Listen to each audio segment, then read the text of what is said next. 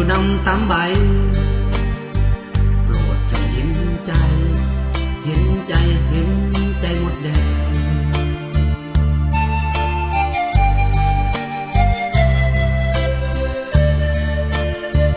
ต้นม่วงทั้งงาม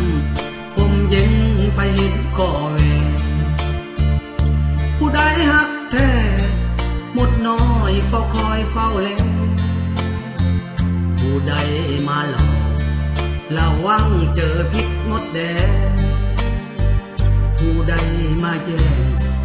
มดแดงตัวน้อยสู่ตาหมดแดงเฝ้าต้น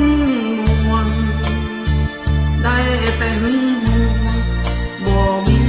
ความหมายรักษาไว้แทบลมแทบตายได้แต่เสียดายเมื่อคนอื่นเขาเอาไปกิน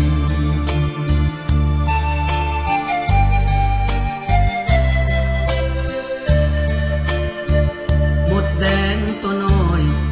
จำเป็นต้องย้ายต้นใหม่โลกอีกต่อไปหัวใจหมดคงขาดจำใจ